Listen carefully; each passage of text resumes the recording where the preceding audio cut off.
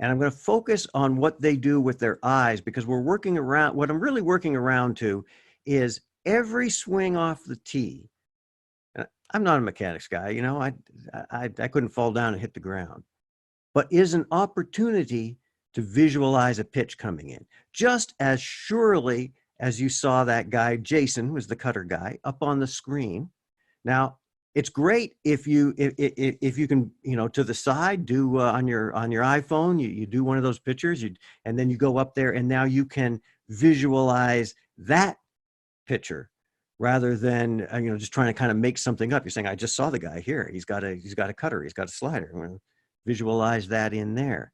So you know, this was done here with somebody illustrating, and nothing here is meant to embarrass anybody or anything, but only to make the point, because these are all hard-working kids putting these things up. So somebody that kind of illustrated it, that's not my illustration, but trying to show the head movement.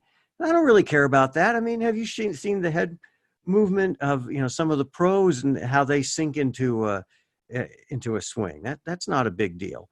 What bothers me is that he's sighting down that ball on the tee.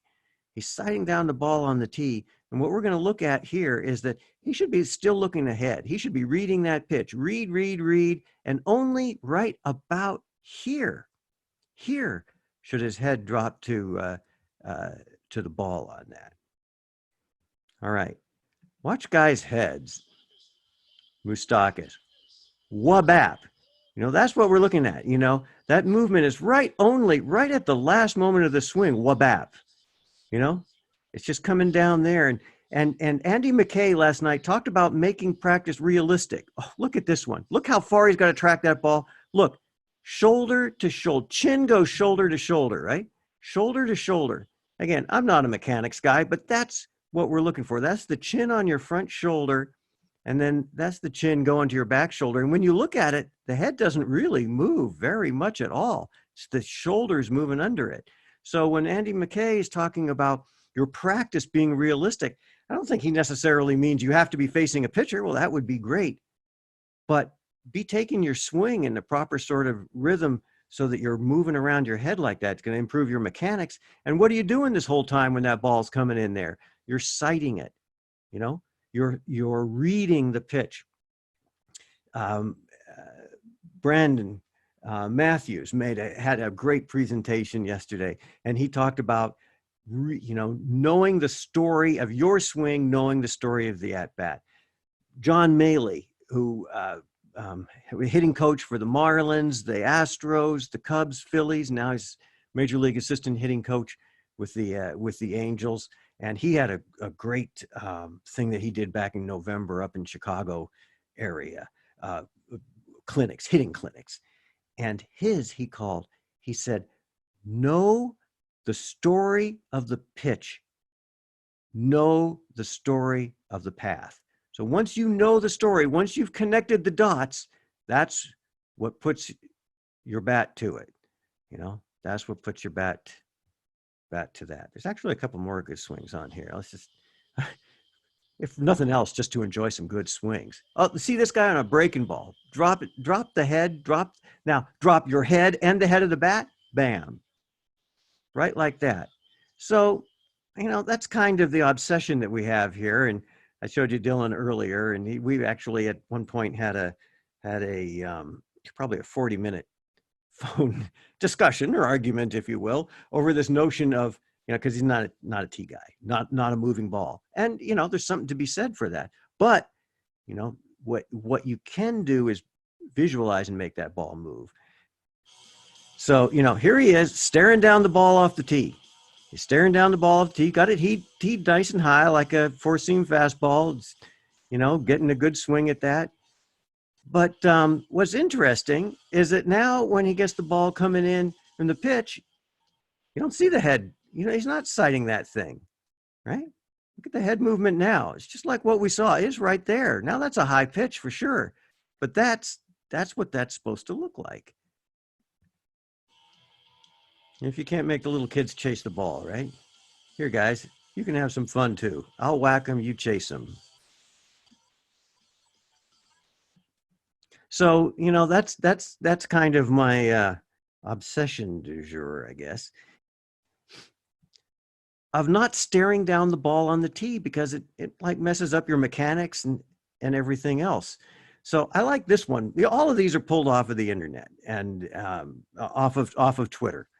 And I like this one here because this is great. The guy's sister is like helping him out. She's teeing up the ball for him, and that's a well put together garage hitting station, isn't it? You can see the net right there. So they must have they got a full hanging net. This is not just a standing thing. They got a full hanging net on there. That's pretty good. Now, this is when it gets interesting to what can we do with somebody at home and they don't have a coach with them. Now, hopefully they've got a coach like you providing some kind of guidance, but this is where we start getting creative and we start thinking about, okay, what is it that we're really after? Now she's putting that tee up there for him. But if he's had the communication with his coach, you got that up there. He said, okay, right now he's looking at that picture. He can be looking at Jason, the cutter guy. He can be looking at Juan, the sidearm guy. These are all guys in game sense. Or he can be looking at the guy who usually beats him in the playoffs, whatever level he is. He looks pretty serious. So he's looking that guy down, and he can make that guy anybody he wants. How many different pitches can come to that location that he has? He can have an overhand curveball come there. He can have a lefty on righty slider that leaks back over the plate. He can, how many pitches can he, and every one should be with the intent and have that pitch coming in with that. And he should also have it in mind that he is going to read that pitch as long as he possibly can until his shoulders turn to go into that. And that's when he's dropping his head and sighting the ball. And his sister right there, after she teed that ball, she can say, Todd, maybe the guy's name is Todd. Why not? At least with Todd, you can't shorten it to anything. What are you going to shorten Todd to? Anyway, Todd, no, you didn't. He did. Did I get it? Because like Manny Ramirez did in his thing, you're fighting you're fighting some of the natural thing in your eyes, and we don't want to put a bunch of confusion in your mind, which is again why we've got an opportunity now. We've kind of been given this opportunity where you can kind of work on some stuff without messing up your game, because you know why. And so this would be a great time for this guy to improve his tee work in a way that could go with him for as long as his career goes. And his kid's sister can help him out. She doesn't need to know anything about hitting, about hitting or whatever. He's saying to her, he's going to be self-directed. He's saying, sis, you let me know if I look down on that too soon. You just say, you just give me a no if I don't do that. If he's really smart, he's going to say out loud. Again, it could be somebody he knows, somebody he's faced, or it could be Jason. I said Jason. It's either going to be that slider, or it's either going to be that fastball right here. It's going to be that thigh-high fastball, or he's going to be trying to back foot me with that cutter. It's that fastball, it's that cutter. I'm reading it out of there, and he's got complete control of that video. He can slow that Jason down. He can zoom in. That's what Hank Aaron said. He said he picked up everything he needed to about the pitch by zooming in on the pitcher's hand. Well, eyes don't zoom, but when somebody like that tells you something like that, you got to think about what it is that they're really telling you about, the kind of focus that he has on that. He's focusing on it, even if it's not literally zoom. So he's going to zoom in there. He can control that. And then he's going to take that swing, and he's going to load or scap or whatever we're calling it these days. Not there. He's going to hold. No. Looking forward, seeing that pitch coming in. Here it comes. Boom. Waboom. Right here. Right here. His eye shouldn't drop until right there. And then this is a couple of guys here, and they're hitting the thing. They're hitting into the cage. You're just doing soft toss. If you have any kind of ball coming to you, and this is the argument with Dylan and all. If you have any type of ball coming to you, you're going to be doing this right. Look, there it is. Ball comes in. Oh, sorry. Ball comes in.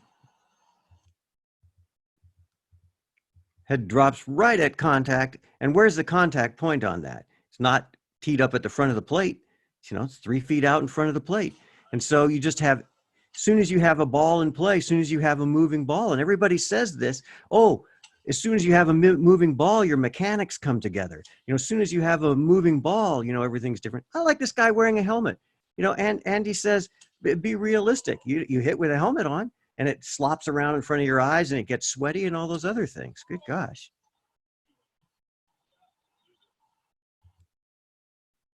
Stride. How far out are you going to hit this ball? When's your head going to drop? Boom. Waboom. For visualizing, the way I was talking so much about visual, you're setting that tee up, set it to the low outside like Perry talked about, because this low outside right here is a hit and pitch. He showed that. He demonstrated that. Over here, even if it's not all the way out of the strike zone, is not a hit and pitch. So do the one there. Practice when you're visualizing, make sure that you're not swinging 1 out of 5 times. 1 out of 5 times, you can shut it down. Again, the sister is sitting next to Todd, we call him, on the, she's sitting there putting the balls on that. She could also just there, as he's going into his rhythm, give it the yes, yes, yes, right? Yes, yes, yes, yes. He hits. Yes, yes, yes, no. He's got to shut it down. And in his mind, he's saying, it was a slider, see? Give yourself the practice. Practice taking the pitch. Practice taking that wicked slider. Practice not chasing like the way that Brandon was talking about 2-strike hitting, right? Practice not chasing that one out of the zone, and now you get one more. That's a win. Yep. Everybody fell in love with Juan Soto, finally, in the Soto shuffle and the power take. Some more than others. You got to love this as a pitcher, right? Because there was one in there where he spit on Greinke's changeup that he's been getting everybody on for 20 years. And the next one, whoo, and he had to spin out, go down the first baseline, and he comes back. He was doing the same thing. You got me that time. Just relishing the pitcher-batter matchup. I'm going to beat your wicked pitch. I'm going to beat your best pitch just by spitting on it. But try to come in and now see what happens.